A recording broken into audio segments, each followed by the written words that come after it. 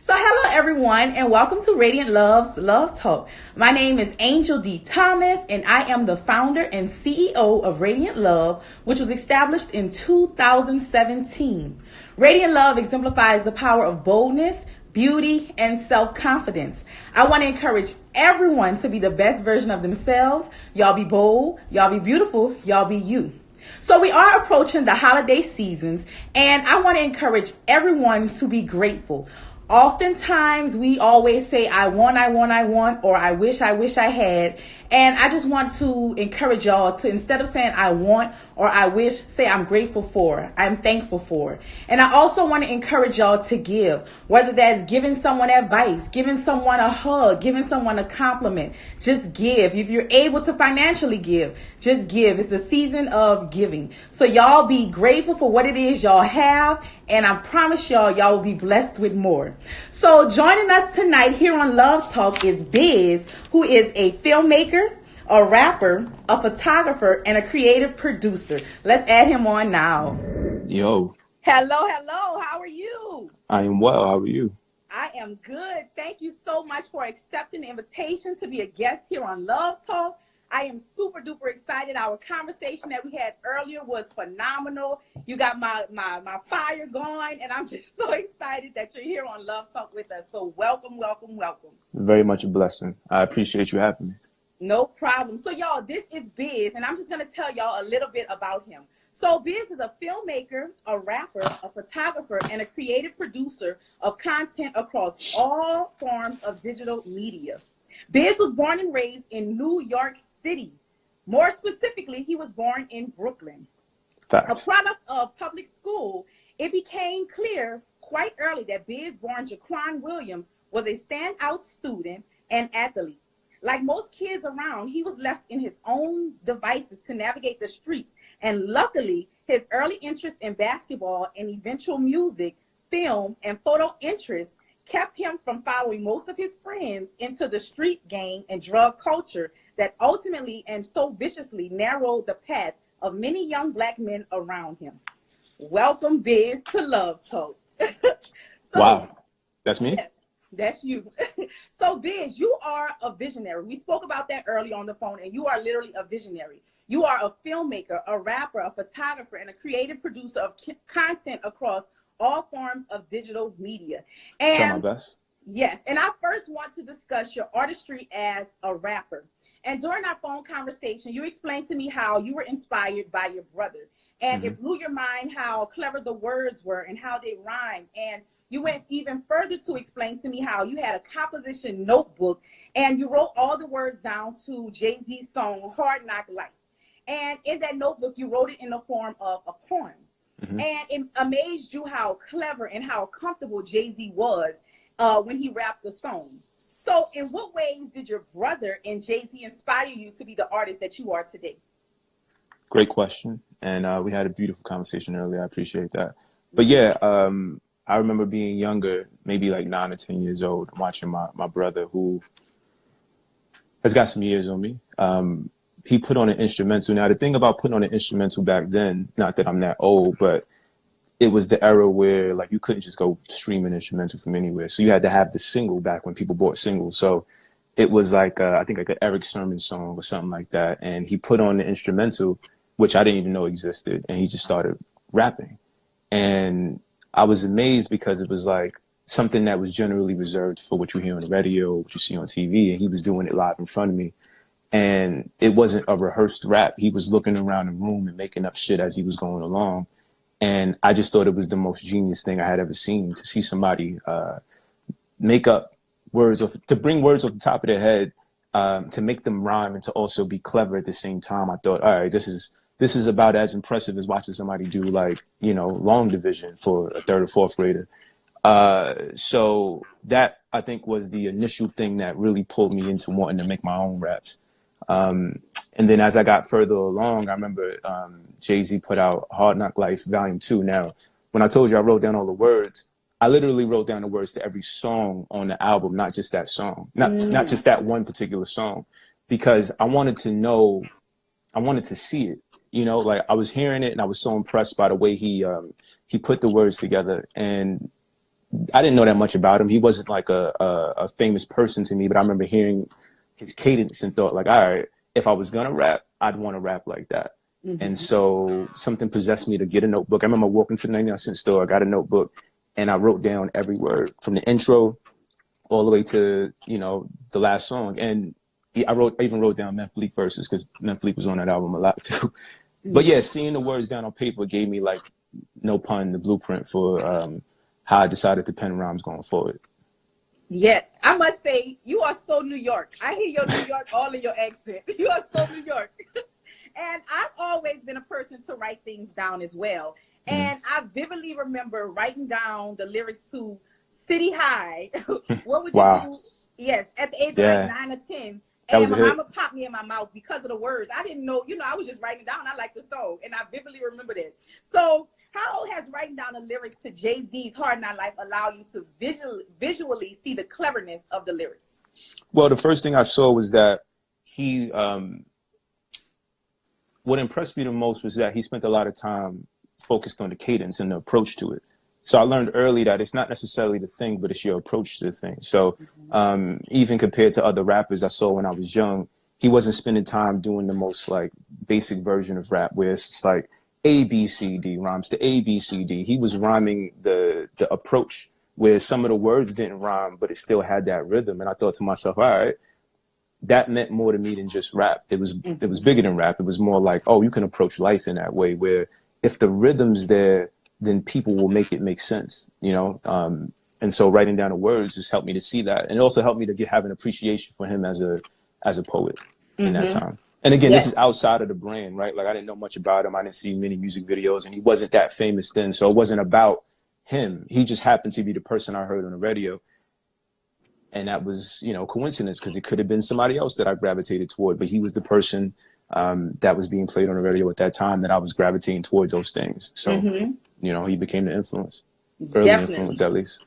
Definitely. And I always say a vision is created for that person. A vision is not created for everyone to see. A lot of people will doubt your vision, but I say you have the vision and it's up to you to paint the picture for the world to see. And you explained to me how you turned your bedroom into a studio and you would sleep on a sofa in a studio when you were living with your parents because you just had that much dedication, that much passion. And your parents would tell you, you need to go get a job, you need to go get a job. But you insisted that you were planting some seeds and going to get a job at the moment would just be short term. And you were looking to do things for the long term. So what did fully turning your bedroom into a studio teach you at such a young age? So yeah, legitimately, I was still staying with my parents in South Jamaica, Queens, and I took all the regular bedroom stuff out my bedroom in the basement, and I put a futon and a studio desk, and my father helped me build a booth. So it was never that they were against my musical pursuits. They just didn't want me to be relying on something that they couldn't probably tell how real or how dedicated I was, and so they just had the best intentions for me. They were never against it. I mean, my father's the one that really introduced me to music at a young age. All music. So I was very young listening. Nothing was off limits, and I appreciate him for that. But what it taught me, turning my bedroom into a studio and sleeping in a studio on a futon, was that that you can magnetize things to yourself. So once I built that studio, there was always people in it. You know what I'm saying? And so all of a sudden now, out of thin air, I created a connection with people that I didn't have a connection with. So again, outside of the music itself, I realized like you can build like, no, you know, if you build it, they will come kind of situation. But it's very similar to that. I built something that attracted people, that allowed them to express themselves in a certain way. So being able to do that for my community, and again, I'm old enough to say that now. Then I just wanted to rap with my friends and their friends and their friends' friends. But now I see like there's moments where people would have been outside on the street doing some things that maybe wouldn't have been favorable to their future that they didn't get into because they were, you know, in the basement rapping with me. And you learn a lot about people in that intimate capacity. So artists are sensitive, right? Because you're taking something that's in your brain and you turn it into something real, and you don't know if people are going to value it. And so being able to walk people through such a sensitive process, especially with like young Black men, it really helps you psychologically. Like it's better to me than going to get a degree in that. Like being able to walk a young black man through such an intimate process, like creating something that he can be proud of. Again, in that moment, I'm young. I didn't care about that specifically, but I'm old enough now to realize that that's exactly what it was. Mm-hmm. And being that you are a rapper, how can and where can we find your music? Well, I'm not a rapper. I think I used to say I was a rapper because it was the word that people most closely associated music with, right? And I wouldn't even say I'm a musician. I think I'm more of a poet. You know, I put words together and they rhyme in a way that people associate with rap in that hip hop rapper, the larger like structure. But you know, like if you Google rapper, I don't think I fit that particular definition, and I'm happy not to. Like, I think that's reserved for people who really, really just want to rap. Right. I want to paint pictures with words, and then I want to turn those pictures into movies and films and a bunch of shit. So, but the music I've made can be found on my website, www.bizzyamor.com, bizzyamor.com. It's all up there. Everything's on SoundCloud. A lot of it, the last 3 projects are on iTunes, Spotify, Pandora, Tidal, wherever you go and you stream music, you can go get me like 2 or 3 cents for a stream. So I appreciate that if you go and just type in Bizzy Amor wherever you listen to music. Definitely. And speaking of, I want to switch the subject a little bit. Mm-hmm. And I want to discuss you as a photographer. Mm-hmm. And around the age of 24, 25, you got a camera and you didn't know why. Mm-hmm. And you knew that being able to trap a moment was very special. Mm-hmm. And you literally would practice. You would read about photography and you would try. Yeah. So what events led to you picking up a camera, and how has the camera changed your life? Well, the camera has literally taken me around the world. Like, I wouldn't have seen the world in such depth without a camera, and that still blows my mind. But I remember it was like maybe my 4th or 5th project that I had put out musically, and I was doing a little photo shoot in a photo studio. I was doing a photo shoot in a recording studio, and I remember being so intrigued by the camera that the guy had. I couldn't even focus on the fact that I was paying him to do my photos. And I think I overpaid, but I didn't know because I wasn't a photographer yet. But, you know, that's the ignorance of the consumer. But I just remember being so intrigued by his camera. And I remember hounding him for like weeks after that, like, yo, help me figure out what camera I should get. Because I knew I wanted to do something with it. I didn't know what it was going to be. Like, it wasn't exactly what I'm doing now, but I knew I wanted to do something. And eventually I brought a camera. And funny story for photographers that care, I had picked up some Nikon D whatever, and I took it home and I had it for like 2 or 3 days, and the camera, it didn't shoot film. It didn't shoot video. It only shot photos. Now, I didn't have any like video ambition or filmmaking ambitions then, but I knew I wanted a camera that could shoot both. Mm-hmm. The universe was telling me that, at least. So I took that camera back and I went and I had a Canon T2i, which I think is, again, one of the best things that could have happened to me, right? And I read everything you could find, because I'm from that era of having to read. Like, it wasn't just about Googling and watching shit on YouTube, which I did heavily, but I went and I found shit I could read because I wanted to understand how the camera really worked. Mm-hmm. Plus, I knew that because I knew people didn't associate me with cameras, I knew that if I was going to use it, that I would have to do it and be held to the same standard that people might have held my other like creative pursuits, you know. Mm-hmm. So I didn't want to half-ass any part of that. And at that time I had a job with another company that was taking up a lot of my time. But every moment I had before that job and every moment I had after I left that job, I was pretty much like had the blinders on. I was focused on that, almost to the detriment of the relationship I was in. Luckily, she stuck around because she believed in me, and she probably saw something that I didn't even know, and I really loved her for that. Mm-hmm. But I knew something that I didn't know. I had faith in something that that's how faith is, right? Like, you know, you're not supposed to have to define it or be able to verbalize it. Like, you just feel it and you follow it.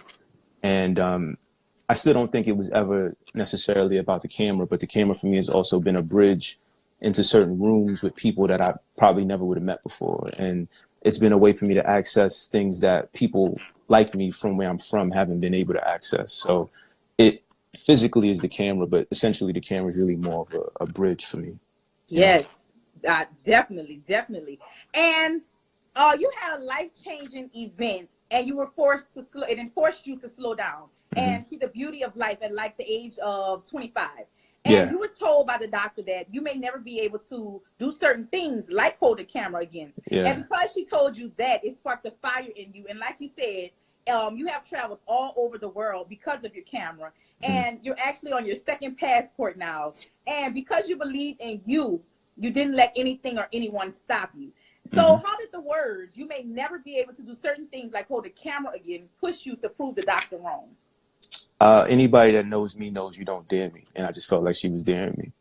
You know, I thought her timing was terrible. You know, I don't wish major surgery on anybody, but in the moments before major surgery, and her pep talk included letting me know what I probably won't be able to do post-surgery because of, you know, what the access or the function that I might have not had with my hands. You know, I had an accident that involved me really losing a lot of feeling in my hands. And, you know, she was just being very honest, I suppose. That was her nature, her culture.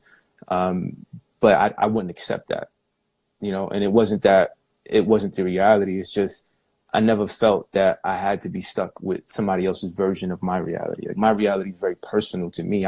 I dictate that as much as I can, right? Not her. You know what I'm saying? And up until that point, and still to this point, I've made things appear in my life that had no reason to appear in my life. So somebody's not going to tell me I'm not going to be able to use my hands in any way I want to be able to use them. You know what I'm saying? Like, basketball was very important to me coming up. You know, it got me through a lot of things in the neighborhood. I tell anybody that, you know, me being so dedicated to basketball kept me out of gangs and a whole bunch of other shit. And her telling me, like, you may not be able to hold a camera, you may not be able to hug people or shake hands properly, or that, you know, shoot a basketball, toss a football. I'm like, you're not going to take my youth away from me. Like, you're not going to take something very important away from me like that.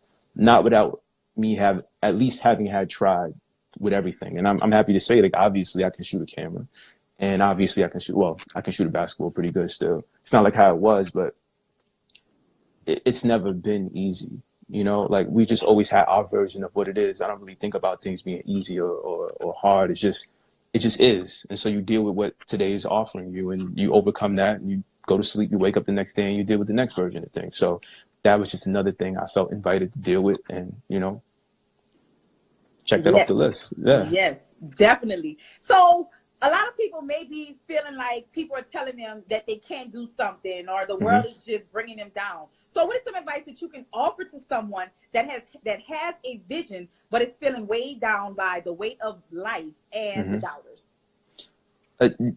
People have to really, like, step back. You have to really step back and ask yourself, what are you really afraid of? You know, and I think once you ascertain, like, the source of your fear, then you can actually address it at the source. Because on the surface level, you might tell yourself that you're worried about something that you're not really worried about. So once you figure out what it is that's really holding you back, then you can address that. And then you got to realize that you might not know the answer to that big question that's looming, but you still have to head in the direction of the answer, and you'll figure it out. You have to let time do its thing too. You know, part of it is you, but part of it is time. So there's a lot of answers I still don't know, but I feel confident that I'm going in the direction of having a lot of those questions that I have answered. And I think anybody who wants to pursue something that they're unsure about just has to do so knowing that you're never going to relinquish the fear. You have to do it with the fear, and that's okay. You know, fear keeps you smart, keeps you humble, keeps you agile. And those are all things you have to have in order to stay hungry, stay focused, stay on top, you know, because you don't want to get there and lose it. So don't be afraid of your fear. Use the fear as gas, if you will. Definitely. Oh my goodness, I love it. And I am a huge person of manifestation. I literally write everything down. I pray over it, and I put it in the universe. So how important is it for you to speak what you want over your life and watch it manifest? It's important, but I think that you never want to talk yourself into it. So I envision a lot of what I want, right? What I would like to have. And I never want to talk myself into feeling like I have it. I much rather act myself into feeling like I have it, you know, act myself into having it rather. So yeah, you have to, you know, give yourself that positive speak, because you don't want to infest yourself with negative thought, but you have to, as much as you talk it, you have to practice it. So yeah, talk that positive shit, but also act it twice as much, 3 times as much, because it's not going to come to you because you got to pray and work. You know, you can't just be like, oh, you know, I need this. Like, you can need gas in your car and you could have as much money as you like and you could pray for gas. But if you don't walk your ass to the gas station where the gas is, you won't have it. So you got to do the two things. Yes. You know what I'm saying? Definitely. And I like that analogy that you use, giving people a visual of what, you know, work and having to do the work, you know, having that vision and having to do the work. So you are a man that does a lot of things. So what are all the services that you provide and how can someone interested get in contact with you? Well, I have this thing I say, I only have one job. Right. And there's a lot of people who know me who will probably laugh when you hear me say that, but it's true. I don't do a lot of things. I do one thing. They just are synthesized through different mediums, right? So what I do with the camera is the same thing as what I do with consulting a particular person who has a question regarding starting their small business. So it's the same thing if, you know, I'm writing script for someone's podcast, or if I'm recording someone's podcast, or any of those things. Like, they're all the same thing to me. I don't, you know, I practice one thing and then I let other people synthesize what they need from that. But anybody who needs my services or just wants to collaborate, because, you know, I like a good talk, they can hit me on my website. Obviously, there's a contact link there, but I'm BIZZYAMOR everywhere. So that's at Gmail. They can email me. That's on Instagram. Obviously, a lot of business is done through DMs now, which is crazy, but that's the truth. So people can continue to DM me, and they do, and I'm grateful for it because why not, right? Like, as scary as the world is, you still have to live in it. And so I'm happy to collaborate and connect with people. So yeah, Instagram, email, the website. I have a Facebook. I haven't been on it, but if somebody needs me to go on it to connect, then I'll do that too. But yeah, I think anybody who thinks they don't have access to somebody nowadays is lying. They're just being lazy, because everybody's a something away. Yes. You know? I definitely agree. So I'm going to kind of backtrack for a second. At the age of like 19 or 20, you worked for Bad Boys, and you were afforded the opportunity to be around many, many famous people or celebrities. And it showed you that they are humans just like us. A lot of times people think, oh, celebrities are this, celebrities are that. But at the end of the day, these people are humans just like us. They pay bills, they working to make money, you know, just like us. And I went on your Instagram page and you had a picture of you and the late, great Mr. John Witherspoon. And you were positioning him in a photograph, and the caption stated, it said, "Rest in peace, Mr. John Witherspoon. Very grateful to have encountered his legendary energy at least once in my life. Often we see people on television and movies and assume that they are just their characters, and we forget that they are real people with authentic testimonies, and they usually never get the entirety of their credit until they pass. He has kicked open doors that we have all benefited from." So I wrote that? Yes, you wrote that. You wrote that. You did. That's good. So what was the experience like working with the legendary great Mr. John Witherspoon, and what is something that you personally learned from him while working with him? And for anyone who doesn't know, that is Pops from Friday. Pops from a lot of things. Yes. Well, I would say that, yeah, I've been benefited the opportunity to work with a lot of people who people would consider celebrities. And one thing I learned very early is that, yeah, these people are human beings, and they go through all the same human being shit as we all do, except they just have more eyes on them at certain moments. And yeah, working with Bad Boy as an intern, I started as an intern after I finished. I went to school for audio engineering after I went to school for business. And so, yeah, I got hired as an intern, and then I was promoted to engineer. But what I learned from then was that you got to treat people as human beings, because they have all the same emotions, like the same basic emotions. Just, it's a matter of how you interpret it, not a matter of how they're acting on it. You know, like they walk across the street and people are like, oh my God, he just walked across. It's like they just walked across the street. It's your interpretation is what changes what they did, not them.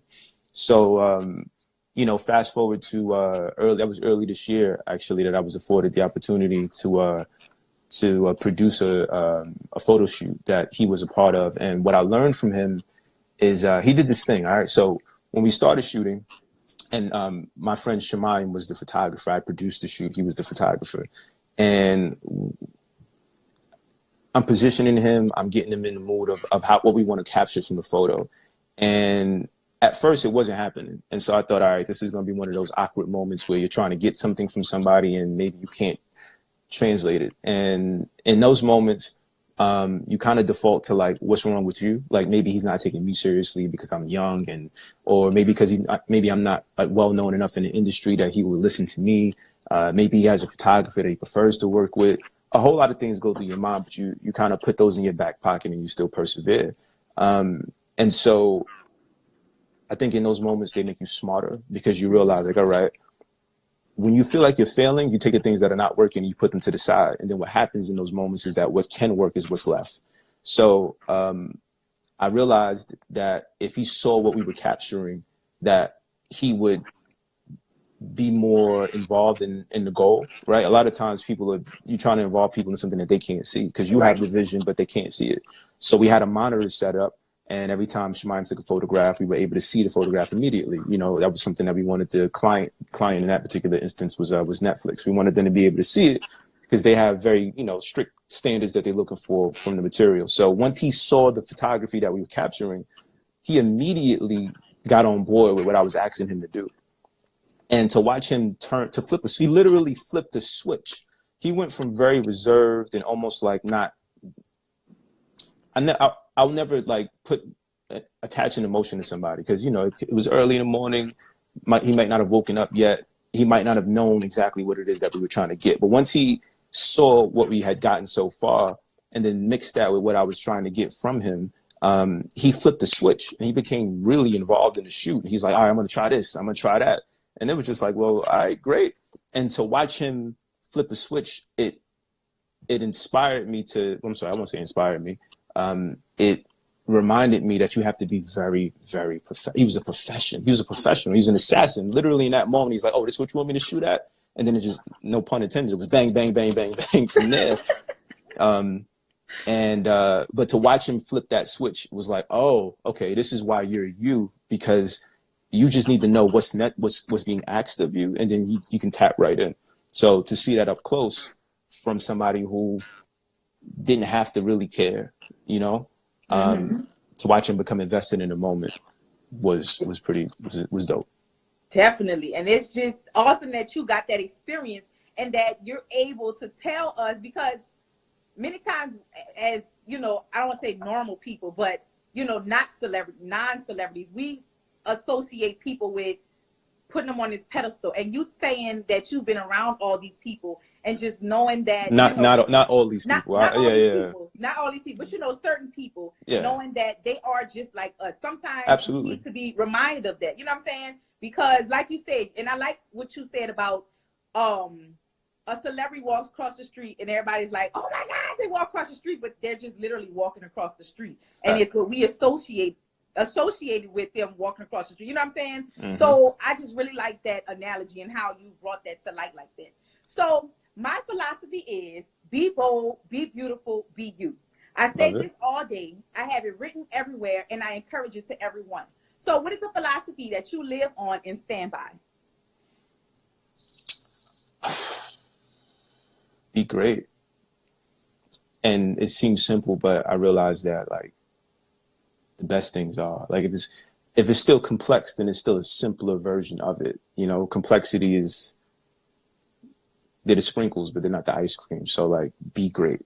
Like in every moment, it works for me in a lot of ways. Like when I'm operating at 10 and I need to be at 100, be great, because you have more that you can do.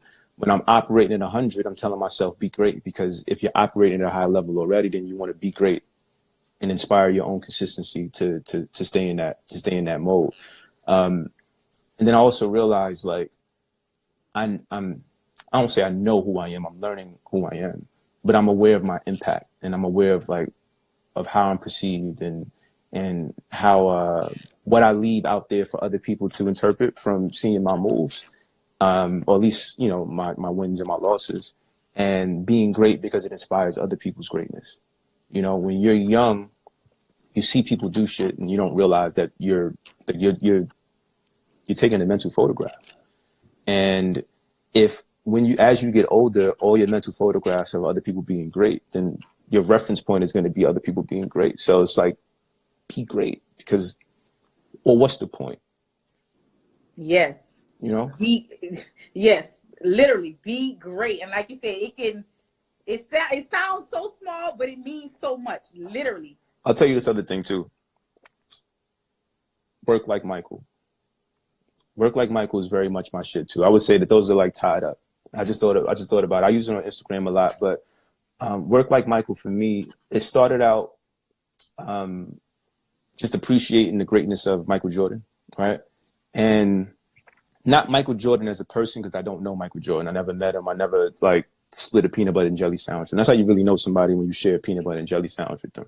So I don't know him, but I know his impact on basketball and his impact on Black culture in America, and from a fashion standpoint, and just, you know, from a execution standpoint. And none of it was by accident. All of Michael Jordan, well, a lot of Michael Jordan's greatness came from the high standard he held himself to, and his ability to want to outwork everybody. Mm-hmm. So it's like, work like Michael, right? Because working like Michael, you can have a legacy like Michael, you know? And then I realized, as I was saying Michael, like, there's so many Michaels you can attribute to, you know, Michelangelo, or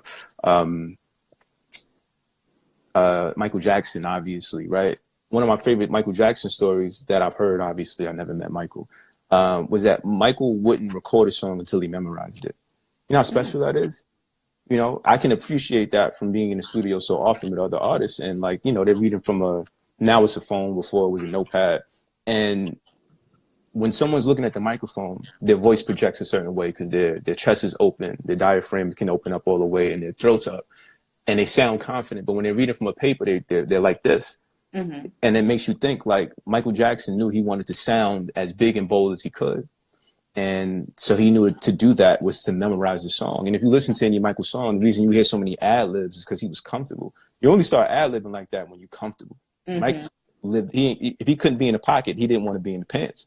You know what I'm saying? So yeah, and there's any Michael, there's a lot of Michaels out there, but work like Michael is a thing I aspire to mimic.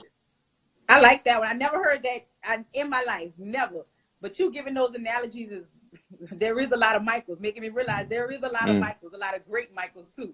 Right. So I just want to thank you again for just being a guest here on Love Talk. And at this point in time, I want to open up the floor to you to say whatever's on your heart.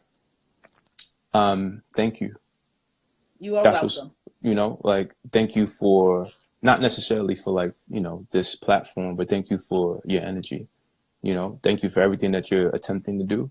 And like I was telling you earlier, I feel your greatness, you know, and I am grateful that you wanted to involve me in this moment in your life. You know, even if you and I never cross paths again, or I hope we do when we're wealthier and on the other side, and we'll laugh like, yo, remember when we was both, you know, super broke and doing the thing, and then, you know, we'll be on a boat laughing about, yo, remember we're not super broke anymore, but, you know, still maintaining that same passion. So I don't want to sit here and try to profess anything. I feel like I like to speak through my work. So I would love for anybody who's interested in me in any small capacity, like, hit my website, hit the Instagram, my work's there. And that's how I speak. I feel like the whole point of learning words is to learn not to use them. Because the funny thing, words only mean more words. So I can't tell you anything that's real. I can show you. Yes, definitely.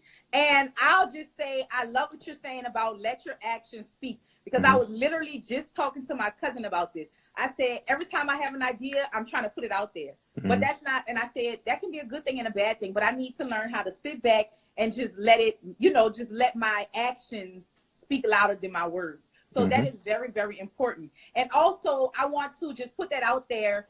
During our phone conversation, you also mentioned that it's not easy.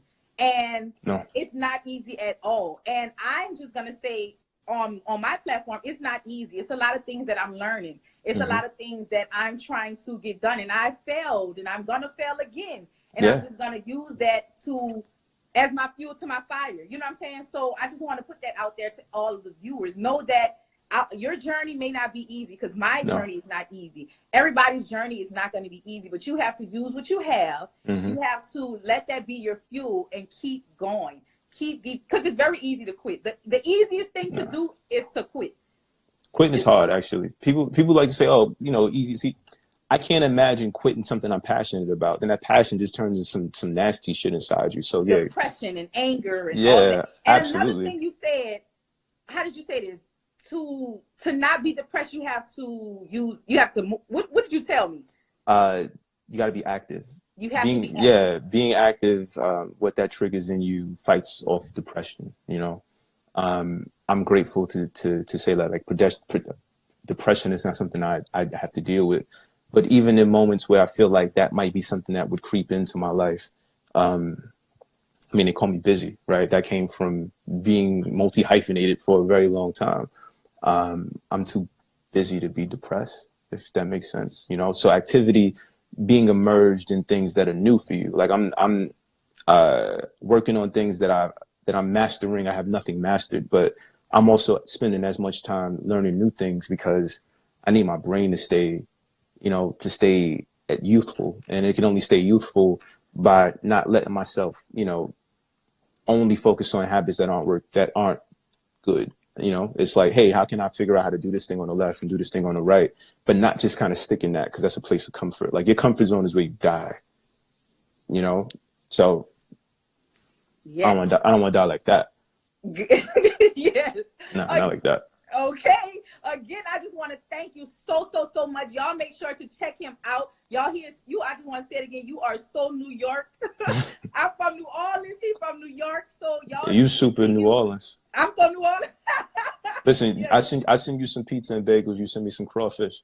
Okay. Yes, we're gonna have to make that happen. Oh yes. So y'all just continue to just be the best version of yourselves. Once again, thank you so much. We are going to laugh about this one day, like you said, in the future, wealthier and on a bigger platform. Y'all make sure to have a beautiful night. Thank you so much again. Thank y'all to the viewers for tuning in. Absolutely. I cannot thank y'all enough. I cannot do this without y'all. Y'all make sure to tune in, spread the word, and we're just going to continue to just elevate. Y'all have a good night. Thank you so much. Good night. Thank you.